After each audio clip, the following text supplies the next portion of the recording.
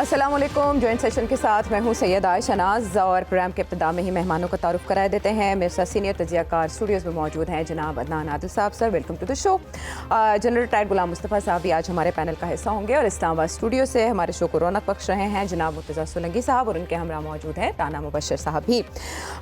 Topics काफ़ी rich हैं और इस लिहाज से भी रिच हैं कि अब गिनती के चंद दिन इस हुकूमत के बाकी हैं। आखिरी ओवर्स का मैच चल रहा है। मैच जब आखिरी ओवर्स में दाखिल हो जाए तो जारहाना हिकमत अमली अपनाई जाती है अगर स्कोर ज़्यादा हासिल करना हो। लेकिन हम देख रहे हैं कि इंतखाब के हवाले से अब हम तो ख़त्म नहीं हो रहा मगर मंसूबों के इफ्तिताह किए जा रहे हैं और तेज़ी से रिकॉर्ड कानून साजी कम दिनों में की जा रही है। और इसके अलावा कुछ ऐसी वजाहतें सामने आ रही हैं जिनकी मंतिक समझ से बालातर है। मेरा ख्याल है सबसे पहले आपको वो बयान सुनवाते हैं।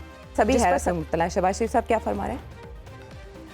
यार दोस्ताना देते रहे ये तो जनाब ये तो एस्टेब्लिशमेंट का आदमी है, फना है। मुझे इन चीज़ों से मेरी सेहत पर कोई असर नहीं पड़ता। बहुत अपने सिपा सलारों से मेरी मुलाकातें रहीं और एक ही मकसद होता था, मुल्क तरक्की करे और इस्लामाबाद की हुकूमत और रावलपिंडी की इस्टेब्लिशमेंट और दूसरे इदारे मिलकर मशावरत करें और पाकिस्तान को बाहर लेके जाएँ, जिसके लिए हज़रत कायद आज़म ने ख्वाब देखा था और बड़ी अजीम कुर्बानियाँ दी गई।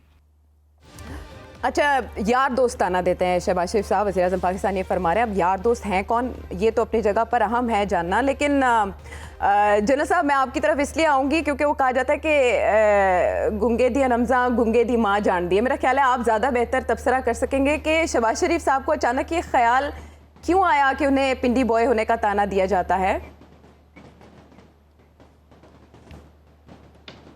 तो ये उनको एजाज़ लोगों ने बख्शा है कि उनको कहा जाता है कि वो गुड कॉप बैड कॉप में ही generally plays the good cop और उनकी कोशिश ये होती है कि मामलात को इसी तरीके से ऐसे सेटल किया जाए कि कोई साइड भी नाराज़ ना हो और साथ मामलात भी चलते रहे। लेकिन बदकिस्मती ये है कि इनकी कुछ चलती नहीं रही। ऐसे आप ये छोटी सी एक मिसाल देना चाहता हूँ।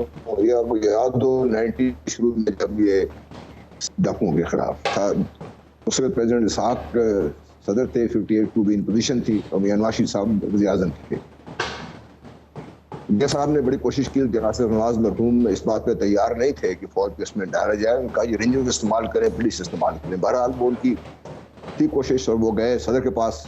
मियां साहब पहुँच गए तो सदर ने उसी को जनाब नवाज को कॉल किया कि जनाब Do you know who I am speaking? उन्होंने कहा you are the president. उसने कहा no. फिर जनरल नासिर ने कहा you are also the supreme commander of Pakistan Armed Forces. उन्होंने कहा I order you to come to my office immediately. General Nasir पहुंच गए वहाँ पे। पहुंच के जब जनरल नासिर ने अपना जो था उनका रीजन दी उन्होंने, लेकिन प्रेसिडेंट ने प्राइम मिनिस्टर की बात मान ली। उन्होंने कहा जी ठीक है फौज मूव कीजिए। उन्होंने कहा ठीक है सर।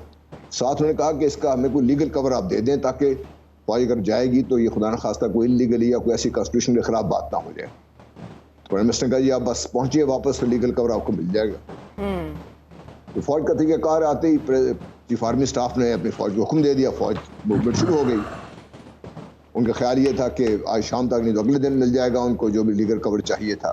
वो नहीं मिला, अगले दिन नहीं मिला। उन्होंने फ़ोन किया, बस ये आ रहा है, फिर फ़ोन किया, बीच आ रहा है।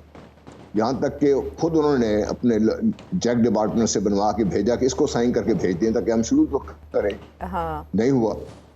इस दौरान सिंध में जब फौज मूव कर गई तो सिंध में जो उनके सियासी साथी थे उन्होंने शोर मचाना शुरू कर दिया कि ये क्या हुआ, फौज हमसे पूछे बगैर आ गई है। अब मसला यहाँ से शुरू होता है।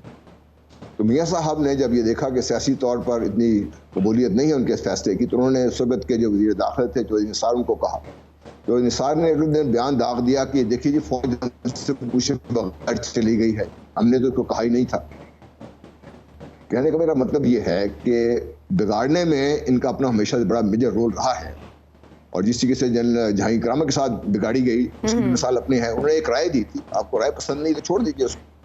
बाद में आज भी तो हम वही बैठ के हमने पूरी एक बनाई हुई है ना नेशनल सिक्योरिटी कमेटी और उसमें बैठ के सारा कुछ बात करते हैं। उसको तो इसमें क्या कबाहत थी। बरा कहने का मकसद ये है कि बात करना और बात है, उसको अमली तौर पर जमा पहनाना और बात है। इस वक्त हालत ये है कि चूंकि हुकूमत हर तरह से अपनी कामयाबी के झंडे गाड़ चुकी है उन्होंने किसी तरीके से अफवाज पाकिस्तान ने बहुत सारी जिम्मेदारी अपने सर ले ली, ख़ास तौर पे जो इकॉनमी वाली बात है। अब हाल या सोच ये भी है कि अल्लाह करे ये कामयाब हो, क्योंकि बहुत ज़्यादा इसके ऊपर पाकिस्तान की सेहत का, पाकिस्तान के अवाम की फलाह बहबूद का इस पर बहुत बड़ा एक रोल होगा। अल्लाह करे इकॉनमी समझ जाती है। अगर खुदा न खास्ता नहीं समझती तो आप ये देखिएगा कि यही लोग होंगे और यही पाकिस्तान की फ़ौज होगी जिसके ऊपर कैसे जिस तरीके से मियां नवाज शरीफ साहब ने गुजरांवाला में नाम ले लेके बातें की थी, इस तरह बातें होंगी इसके ऊपर। तो ये शहबाज शरीफ साहब को इतना कहना काफ़ी नहीं है, बहुत सारे और भी इसमें अवामिल हैं जिसमें गौर करने की जरूरत है। भारत फौज पाकिस्तान की है, पाकिस्तानियों की फौज है, पाकिस्तानियों से है, पाकिस्तान के लिए है जी। तो इस हद तक तो किसी को, फौज को तो कभी कोई शक नहीं रहा कि हमने पाकिस्तान के लिए काम करना है, उनसे काम कैसे ले लेना है, ये मसला रहा है। ठीक है। अच्छा, लेकिन आपने जैसे जनरल साहब कहा कि बयान देना और बात है, उसको अमली जामा पहनाना और बात है, लेकिन अगर हम शहबाज शरीफ साहब की अभी तक की परफॉर्मेंस को देखें, वो कह रहे हैं 38 साल सियासत के दश्त में उन्हें हो चुके हैं। अभी तक उन्होंने अपने भाई को भी नहीं छोड़ा, लेकिन इस्टेब्लिशमेंट के साथ भी हमने देखा कि उनके मामलात कभी ख़राब नहीं हुए। शेख रशीद साहब तो हमेशा ये ताना देते आए हैं कि शहबाज शरीफ साहब विकेट के दोनों तरफ खेलते हैं। शायद शेख रशीद साहब और उनके दरमियान बड़ा टफ कंपटीशन था इस मामले को लेकर, इसलिए शेख साहब उनको बख्शते नहीं हैं कभी। लेकिन मुर्तज़ा सोलंकी साहब, इस स्टेटमेंट से हम आगे मूव करेंगे। जानना ये है कि ये बातें तो पहले भी खुलेआम की जाती थी शहबाज शरीफ साहब के हवाले से, इस स्टेज पर आके उनको ये एक्सप्लेन क्यों करना पड़ा? मेरे ख्याल में पहले तो अपनों से उन पर तनकीद होती थी। अब क्योंकि जो साबिक वज़ीर आज़म और उनकी जमात की तरफ से उन पर काफ़ी हमले हो रहे हैं और उनको यही ताने दिए जा रहे हैं पिंडी बॉय के, तो उन्होंने शायद इसकी वजाहत करना मुनासिब समझा। लेकिन जहाँ तक मैं शहबाज शरीफ की सियासत को समझता हूँ, वो मेरे ख्याल में सिंसियरली इसमें उनका ईमान है कि जो सियासतदान हैं वो अगर अपना स्पेस बढ़ाना चाहते हैं तो उसका तरीका ये नहीं है कि वो इस्टेब्लिशमेंट की जो दीवार है उसे सर टकराएं, बल्कि वो अपनी कारकर्दगी को और अपनी सलाहियत को, अपनी एफिशिएंसी को बढ़ाकर अपनी स्पेस बढ़ा सकते हैं। ये मेरे ख्याल में मुसलसल उनका एक मौक़िफ़ रहा है और ये मौक़िफ़ उनके भाई से कदरे मुख्तलिफ है। लेकिन एक बात जो उनकी सियासत में आपको इन 38 सालों में नज़र आएगी वो ये है कि दिन के खात्मे पर वो वही करते हैं जो उनके बड़े भाई कहते हैं। ठीक है, ये बड़ी अहम बात आपने आखिर में कही कि वो अपने बड़े भाई के कहने को सबसे आगे रखते हैं। आपने तज़ादात की बात की, तो सिर्फ तर्ज सियासत में नहीं है तज़ाद, इसके अलावा भी हम देख रहे हैं कि पॉलिसी के मामले पे मुस्लिम लीग नून के अंदर इख्तलाफ सामने आ रहा है। वो इख्तलाफ किस नौइयत का है? वो इंतखाब के मामले को, इसकी टाइमिंग को लेकर ही है। अच्छा, अदनान आदिल साहब, कहा जाता है कि जब आपने रास्ता तय करना हो, मंजिल हासिल करनी हो ना, तो आंखें दोनों एक तरफ ही देखनी चाहिए। मुस्लिम लीग नून की तो दोनों आंखें आपस में नहीं मिल रही।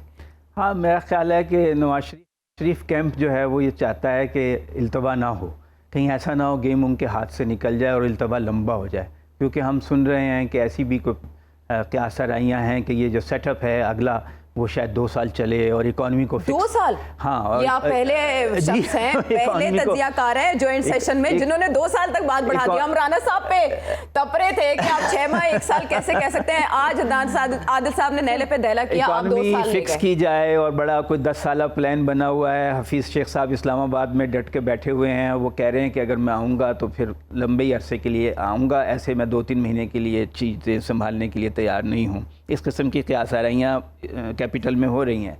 लेकिन नवाज शरीफ चाहते हैं कि बर वक्त इलेक्शन हो जाएं। अच्छा। अब ये बहुत इसका इन्हिसार जो होगा वो नए चीफ़ जस्टिस काजी फ़ाइज़ ईसा पे होगा कि क्या वो अलाउ करेंगे कि इलेक्शन में किसी हद तक मज़ीद ताख़िर हो जाए। अगर नई मरदमशुमारी है, नई हल्का बंदियाँ हैं और सीटों का असर नौ तयन है, उसके लिए आइन में तरमीम की ज़रूरत है, तो क्या आला अदलिया उसकी इजाज़त देगी कि आइन में तरमीम के बगैर ये सारा काम हो जाए और फरवरी तक भी अगर इलेक्शन मुलतवी होते हैं, क्योंकि मार्च में सेनेट के इलेक्शन हैं, तो उसके लिए भी आला अदलिया की इजाज़त लेना ज़रूरी होगी। तो ये अब जो गेंद है वो बिल आखिर जो है सुप्रीम कोर्ट के उसमें चली जाएगी, कोर्ट में चली जाएगी। असल में आपके ना वो अल्फाज भी साथ नहीं दे रहे आपकी बात का, आपने सारी जिम्मेदारी सुप्रीम कोर्ट पे डाल दी है। अगर वो एग्री करेंगे तो फिर किसी हद तक ये बात आगे जा सकती है। लेकिन ज़्यादा जो प्राइवेटली हमसे लोग बातचीत करते हैं मुख्तलिफ पार्टियों के, वो यही कहते हैं कि इलेक्शन जो हैं वो फरवरी से पहले नहीं हो रहा है। बाज़ लोग अप्रैल कहते हैं, बाज़ लोग फरवरी मार्च कहते हैं, लेकिन ये वो कहते हैं कि अभी इलेक्शन जो हैं 3 महीने बाद अगर असम्बलियाँ तोड़ दी जाएं तो इलेक्शन नहीं होते उन्हें दिखाई दे रहे हैं। उनके ज़ाहिर है लीडर से राब्ते हैं, अब कोई बात हतमी तौर पे तो नहीं कही जा सकती। अच्छा, जब आपने हफीज़ शेख साहब का नाम ले लिया तो मुझे लगता है आपके पास ये भी खबर होगी कि निगरान वज़ीर आज़म कौन बनने जा रहा है।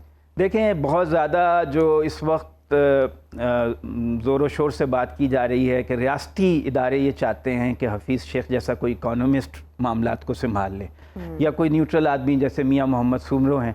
लेकिन मुझे नून लीग के लोग ये बता रहे हैं कि उनकी जो पहली चॉइस है वो नजम सेठी साहब हैं, और नजम सेठी साहब पे नवाज शरीफ को उनकी जो लिस्ट है उसमें सर फहरिस्त उनका नाम है। तो आपके लिए तो अच्छा है ना, आप उनकी मेरे लिए भी, और एंकर रही हैं। सोलंकी साहब भी देखे किस कदर मुस्कुरा रहे हैं। इस्लामाबाद में मुस्कुराहटें बेवजह नहीं है। हाँ। अच्छा, यानी आप कह रहे हैं नजम सेठी साहब का नाम सर फहरिस्त है नून लीग की तरफ से, लेकिन ये टाई है एस्टेब्लिशमेंट और नून लीग के दरमियान। देखें, राजा रियाज जो है ना वो खुद से तो आपको पता ही है वो कितने बड़े लीडर हैं और उनकी कितनी बड़ी फॉलोइंग है। वो जो अपना वेट थ्रो कर रहे हैं, किसी की पुष्टपनाही उन्हें हासिल है, और उनका रोल बहुत अहम है क्योंकि वो अपोजिशन लीडर है। अगर वो फड्डा डाल के बैठ जाएं, और वो किसके बुनियाद पे फड्डा डालेंगे आप गैस कर सकती हैं, तो फिर बात इलेक्शन कमिश्नर के पास जाएगी। तो चीफ इलेक्शन कमिश्नर किसके लिए क्या फैसला करेंगे, फिर वो आप राजा उधर भी और राजा इधर भी। मैं बहुत ज़्यादा बातें नहीं कर सकता, मुझे अभी नौकरी करनी। नौकर की तो नखरा की। राना साहब, आप इतने सीरियस क्यों हैं? आप ही बता दें नून लीग के अंदर क्या चल रहा है, इत्तेहादियों के दरमियान क्या हो रहा है। अगले हफ्ते तक जब हम अपना शो दोबारा करेंगे तो ये हुकूमत जा रही होगी या जाने वाली होगी, फैसले हो चुके होंगे।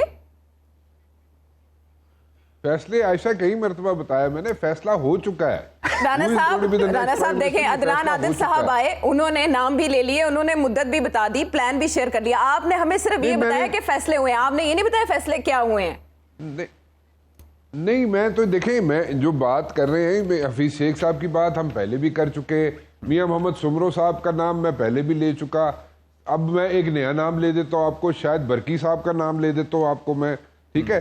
तो शायद बरकी साहब भी तो एक ऐसे शख्सियत है, जैसे हमारे पास कुरैशी साहब आए थे, मोइन कुरैशी साहब, अल्लाह उनको जन्नत नसीब करे, वो आए थे, बड़े अच्छे तरीके से उन्होंने मुल्क चलाया और उसके बाद चले गए थे वो, ठीक है। तो बरकी साहब भी आ सकते हैं, बरकी साहब भी आके बड़ा अच्छा काम कर सकते हैं। बड़ा बरकी साहब भी स्टेक पे, तो उनके पॉलिटिकल स्टेक पे तो कुछ नहीं होगा उनके, लेकिन ये सारी बातें जो हैं, ये जो नाम चल रहे हैं, ये नाम, इनमें से मैंने पहले भी कहा कि majority of these people are not going to make it. इसमें से ये नाम फ्लोट इसलिए किए जाते हैं कि पल्स देखी जाती है, और ये पल्स देखी जाती है कि जनाब क्या आवाम क्या सोचती है, लोग क्या सोचते हैं, पॉलिटिशियंस क्या सोचते हैं, ये पल्स ली जाती है। और उसके बाद जनाब डिसीजन जो है, decision is already there, decision has been made, ठीक है।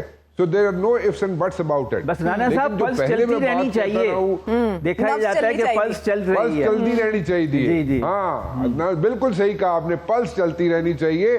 लेकिन मैं फिर आपको कहूंगा, लोग कह रहे हैं जनाब कि इस तरह काम हो रहा है, नून लीग के अंदर स्प्लिट है, नून league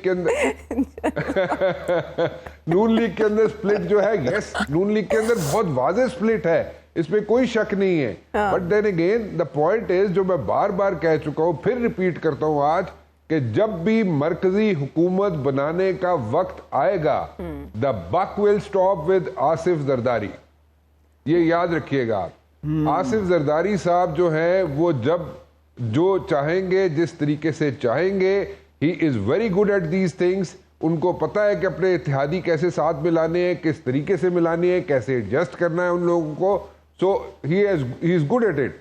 so I personally think even today that the buck will stop with Asif Zardari, और जिस तरह आसिफ जरदारी साहब चाहेंगे उस तरीके से चीजें शेप अप होंगी फाइनल राउंड में after the elections.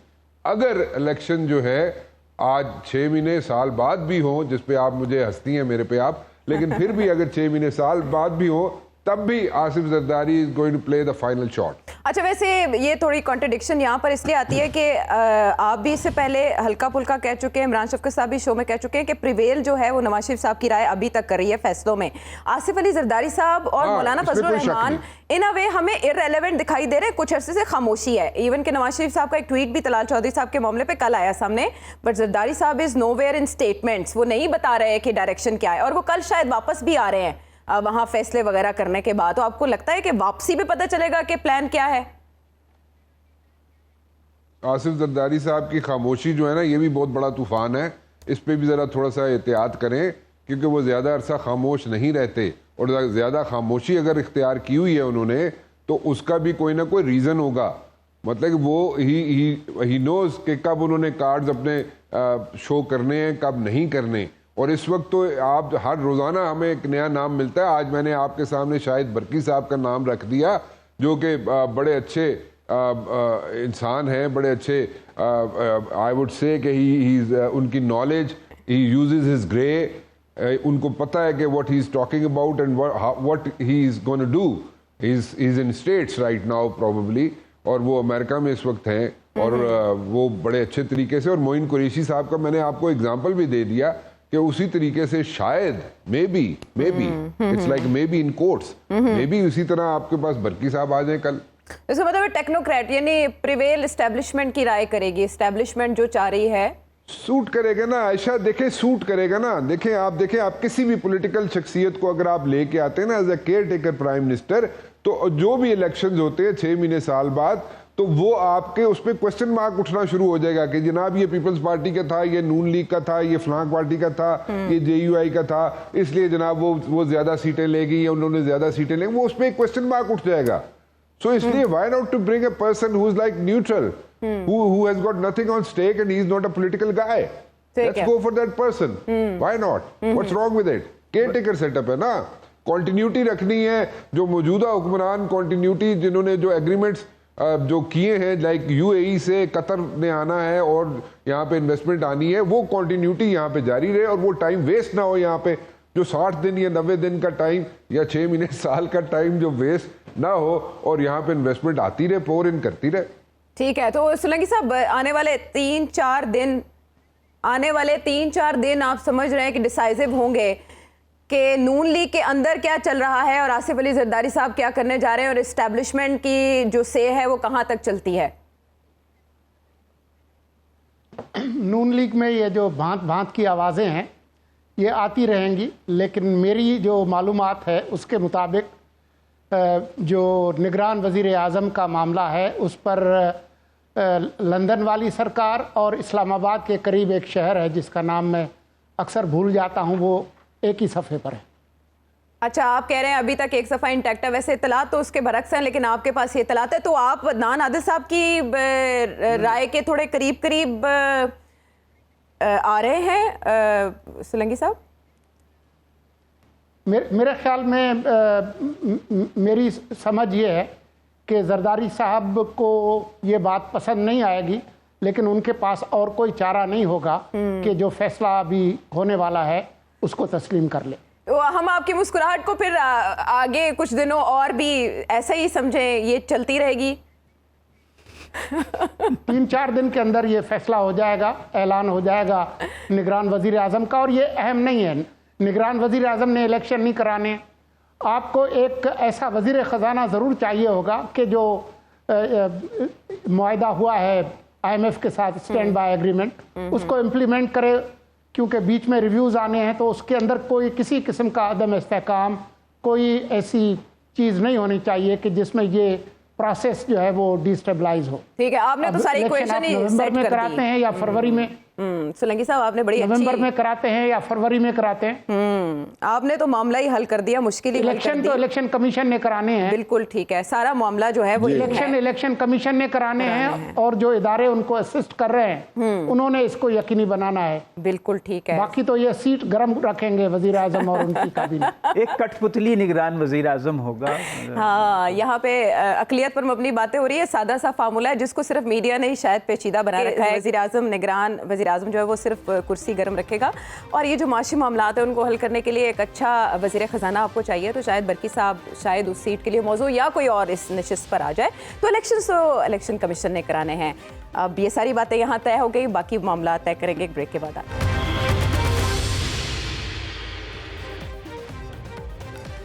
Welcome back to the show. अब जैसे जैसे ये हुकूमत जाएगी और इसके जाने के बाद भी इसका एक स्कोर कार्ड या स्कोर बोर्ड मुरतब किया जाएगा, जिसमें इस हुकूमत ने इस अरसे में क्या क्या किया वो सब सामने रखा जाएगा, उसके ऊपर बात की जाएगी। और सबसे ज़्यादा शायद जो बात डिस्कस होगी वो 4 दिनों के अंदर 54 बिल्स का पास किया जाना, जो कि अपनी जगह एक रिकॉर्ड है। और इसमें जनरल साहब सबसे ज़्यादा तनकीद इस बुनियाद पर भी हो रही है कि जब PTI के दौरे हुकूमत में ऐसा ही काम किया गया तो इसे जमहूरियत दुश्मन करार दिया गया, लेकिन अब यही हुकूमत वो काम करी है। ये इतनी जल्दबाजी की ज़रूरत क्या है कि वो बिल्स डिस्कस भी नहीं किए गए? देखिए, बिल्स की नौइयत देखिए कैसी हैं आपकी। इसमें एक बिल है यूनिवर्सिटीज़ के बारे में, और उसमें हमारे बड़े मोहतरम जो अपोजिशन लीडर हैं उन्होंने भी शायद 2 यूनिवर्सिटियां मंजूर करवाई हैं। ये अब पाकिस्तान के जो 22, 25, 30 पता नहीं कितने करोड़ अवाम में हम लोग, इनके मामले इस सारे बिल में कोई ताल्लुक नहीं है। ये ऐसे मामलात हैं जो हुकूमत को अपने लिए बहुत ज़रूरी थे, अपने मफाद के लिए बहुत ज़रूरी थे, और यही बिल, और इन पर जुर्म ये है कि ना तो किसी कमेटी के पास गए, ना उन पर ये बहस हुई, ना ये पब्लिक डिबेट में आए, ना ही इनके प्रोज और कॉन्स में डिस्कशन हुई। और तुरंत इम्तियाज सब के ये है कि असेंबली में इनकी, अगर आप देखिए कैबिनेट है माशा 80-82 लोगों की, असेंबली में 8, 9, 10 से ज़्यादा लोग नहीं थे जब ये बिल पास होते रहे हैं ये साहब जी। और एक बिल जो इन्होंने पास किया फिर जाके सेनेट में जाके रुक गया। तो ये सारे एक और बड़ा मरहला इसमें तय होना बाकी है। अभी ये बिल जाने हैं सदर मुमलिकत के पास जी, और सदर मुमलिकत के पास ये उनको वो डिले कर सकते हैं। अगर वो डिले करते हैं तो फिर ये हुकूमत जब चली जाएगी तो फिर इन बिलों का क्या होगा। बहरहाल मकसद मेरा कहने का ये है कि ठीक है, बिल पास करना असेंबली का, पाकिस्तान की असेंबली बनी इसीलिए है, हमारी इज्तिमाई दानिश है पाकिस्तान की। लेकिन इज्तिमाई दानिश में अगर आपको 6, 7, 8, 10 आदमी ही नजर आए और उनमें से बहुत सारे ऐसे कहें जी हमें तो पता ही नहीं बिल में क्या था, हमने तो पढ़ा ही नहीं, हमें तो बताया ही नहीं क्या, हमें सिर्फ ये कहा गया बिल पास करने हैं। तो जब इस किस्म के बिल इस तरीके से पास होंगे तो उसमें उंगलियां भी उठेंगी और उनकी जो फादियत है वो उतनी ही लिमिटेड होगी जितनी जल्दी में ये बिल पास किए गए हैं। सबसे अहम चीज़ ये है, फिर जब इन बिलों को अगर कोई सुप्रीम कोर्ट में ले गया और ये कहीं आइन के कहीं इनसे टकराव होता हुआ नजर आया तो फिर इन बिलों का क्या होगा। तो जब तक ये सारे मामला सोच समझ के ना किए जाएं, जल्दी में किए जाएं, जो भी वजूहात हों, तो उनका नुकसान होता है जिन्होंने ये बिल शिल पास किए हैं। अभी बिल पास करने वाले अब तो बिल पास करके चले जाएंगे, कल को गारंटी है कि ये लोग हुकूमत में होंगे, कोई और हुकूमत बना सकता है। और अगर इनके आपस में जिस तरीके से मैं पहले बार बार ही कह चुका हूँ, अब भी मैं उस नुक्ता नज़र पे कायम हूँ कि PDM की जो हांडी है ये बीच चौराहे फूटने वाली है, ये आप देखिएगा, और ये फूट जाएगी तो फिर इन बिलों का क्या होगा जी। बस मसला हमेशा से हमारा मसला ये रहा है कि हमारी जितनी भी पॉलिसी साजी है ये अवाम के मफाद कम, जो अवामी नुमाइंदे हैं उनके मफादात की निगहदाश्त ज़्यादा होती है इससे। और मैं बार बार ये बात भी दोहराता रहा हूँ कि कॉन्स्टिट्यूशन एक्चुअली अगर देखें तो बना था कि अवाम को महफूज रखा जाए ऐसी हुकूमतों से, लेकिन बदकिस्मती ये है कि इस हमने जो कॉन्स्टिट्यूशन है इसको भी हुकूमतों ने अपने दिफा के लिए ही इस्तेमाल किया जहाँ भी ज़रूरत पड़ी इनको। तो अब हालत आप देख लीजिए क्या है, आप पेट्रोल देख लीजिए क्या हालत है, बाकी जो भी हालत है वो आप देख लीजिए, किसी की इस तरफ तवज्जो नहीं है। उनकी तवज्जो सिर्फ ये है कि अगला इलेक्शन हमने जीतना कैसे है, उसके लिए क्या क्या काम करने जरूरी है। हाँ। उसके अलावा और कोई ज्यादा ऐसे अहमियत मैं इनको देने को तैयार नहीं। बिल्कुल ठीक है। कानून साजी अदनान आदिल साहब, आप भी समझ रहे हैं कि पेश की फील्डिंग सेट की जा रही है और इसमें सदर मुमलिकत का किरदार आने वाले दिनों में हो सकता देखिए, है। बहुत सी यूनिवर्सिटियाँ जो मंजूर की गई हैं वो बग़ैर डिस्कशन के और बग़ैर देखे हुए उनकी फ़ीज़िबिलिटी, बहुत से लोगों को ओबलाइज करने के लिए बहुत से बाअसर लोग हैं। हर यूनिवर्सिटी किसी न किसी बाअसर सियासी शख्सियत ने मंजूर करवाया है उसका बिल। तो अगर अब ये उन्हें हुकूमत ने तो उन्हें ओबलाइज कर दिया कि देखें जी हमने तो पास कर दिया, आपको यूनिवर्सिटी दे दी। अब अगर सदर मुमलिकत रोकते हैं तो सारा मलबा उन पे आ जाएगा, जी हमने तो आपका काम कर दिया था, अब सदर ने नहीं किया। तो ये एक बड़ा अच्छा तरीका है और सियासत इसी का नाम है। और सुप्रीम कोर्ट में चैलेंज हो जाए, सुप्रीम कोर्ट में भी चैलेंज हो सकता है। और एक जो उसमें ऑफिशियल सीक्रेट एक्ट को अमेंड किया है, 100 साल पुराना कानून था वो, तो उसमें तो तब्दीली की ज़रूरत थी, क्योंकि पहले डॉक्यूमेंट होता था, अब डिजिटल फॉर्म में भी चीज़ें होती हैं, तो उसकी भी जासूसी हो सकती है, एस्पियोनेज हो सकती है। तो दुनिया के जो मुख्तलिफ ममालिक में इस तरह के एक्ट जो तरमीम हुई हैं, उनको मद्देनज़र रखकर पाकिस्तान का भी ऑफिशियल सीक्रेट एक्ट अपडेट किया गया है और 100 साल बाद किया गया है। यानी इसका 9 मई से ताल्लुक नहीं है, आप कह रहे हैं? माजी से तो इतलाक नहीं होगा ना, हाँ। उसका माजी से तो इतलाक नहीं होगा। और ये है कि उसमें एक आइन की आर्टिकल है 14, उसमें है कि आप प्राइवेसी को प्रोटेक्ट किया गया है तमाम अफराद की जो शहरी हैं। तो उस पर इंसानी हकूक़ कमीशन ने कहा है कि वो इससे मुतासिर हो सकती है, तो इस पर गौर कर लेना चाहिए, फ़ाइन ट्यूनिंग कर लें, कुछ अल्फाज ऊपर नीचे रद्दो बदल इस तरह कि जो इंसानी हकूक़ और बुनियादी हकूक़ हैं वो मुतासिर ना हों। और जो काम हुकूमत करना चाहती है, देखिए सिक्योरिटी तो हम सब के लिए हमारे बहुत ज़बरदस्त चैलेंजेस हैं। एक तरफ तालिबान दाइश का ख़तरा है, अभी आपने देखा कितना बड़ा इंसिडेंट हो गया हमारे बाजोड़ में, बलूचिस्तान में इंसर्जेंसी है, इधर इंडिया से धमकियाँ आती रहती हैं। तो पाकिस्तान को मसाइल का सामना तो है और अपने सिक्योरिटी को प्रोटेक्ट करना हमारा हक़ है, लेकिन अगर उससे कोई शहरी हकूक़ के ऊपर कोई ज़द आने का इम्कान या ख़दशा है तो उसको फाइन ट्यून किया जा सकता है और सेनेट में वो कर लेना चाहिए। जदीद तकाज़ों से हम आहंग किया जा रहा है, इसको इम्प्रोवाइज़ किया जा रहा है और ये नेशनल सिक्योरिटी का तकाजा है। बट जिस अंदाज में सोलंकी साहब बाकी बिल्स पास किए गए, बाकी कानून साजी की गई, कहा जाता है कि जो तेज़ रफ्तारी है वो किसी हादसे का सबब बनती है। ये गवर्नमेंट लेगेसी क्या छोड़कर जा रही है कि इत्तेहादी तो खुद को डिस्टेंस कर रहे हैं इस सारी कानून साजी से? देखें, ये जो इत्तेहादी हैं इन्होंने एक दूसरे के ख़िलाफ़ इलेक्शन लड़ना है, तो अगर ये मुख्तलिफ सोच नहीं अपनाएंगे इलेक्शन में तो फिर इनको अपना काम जो है वो दुकान अपनी बंद कर देनी चाहिए। तो इनको दुकान चलने के लिए ज़रूरी है कि वो मुख्तलिफ मौक़िफ़ अपनाएं। बात यह है कि कवानीन बनाना पार्लिमान की ज़िम्मेदारी है, लेकिन जो अच्छे कवानीन हैं वो तभी बनते हैं क्योंकि वो आवाम के लिए होते हैं कि पहले उनकी तशहीर की जाए, मीडिया में उसका ड्राफ्ट आए, उस पर बहस मुबाहिसा हो, पार्लिमान में उस पर बहस मुबाहिसा हो और उसके बाद कानून बने तो उसके अंदर खामियां कम होंगी। मैं नहीं समझता कि अदालतों को ये अख्तियार होना चाहिए कि वो पार्लिमान के मंजूर किए हुए कवानीन के अंदर कोई कांट छांट करें। ये काम जो है उनका नहीं है, उनका काम सिर्फ तशरीह करना है और मासिवाय इसके कि कोई ऐसे कवानीन आ जाएं जो कि बुनियादी हुकूक के ख़िलाफ़ हों और हर कोई ऐसा समझे। लेकिन बदकिस्मती से हमने जो इफ्तिखार चौधरी साहब के ज़माने के बाद देखा है, वो जो जुडिशल ओवर रीच है वो एक तरह से हमारी जमहूरियत के ख़िलाफ़ है। लेकिन मैं बिल्कुल इत्तफ़ाक़ करता हूँ जनरल साहब की बात से कि ये जल्दबाजी में कोई कवानीन, इनमें से कुछ बहुत अच्छे कवानीन भी होंगे, कुछ अच्छी तरामीम भी होंगी, लेकिन ये हमारी बदकिस्मत सियासी तारीख़ है जो कि पिछली जो पीटीआई की हुकूमत थी उसके अंदर भी हुई। वहाँ तो आर्डिनेंस का एक चरखा लगा हुआ था ऐवान सदर में, जिनमें से कुछ आर्डिनेंस हमारी अदालतों ने गैर आइनी करार देकर ख़त्म भी किए।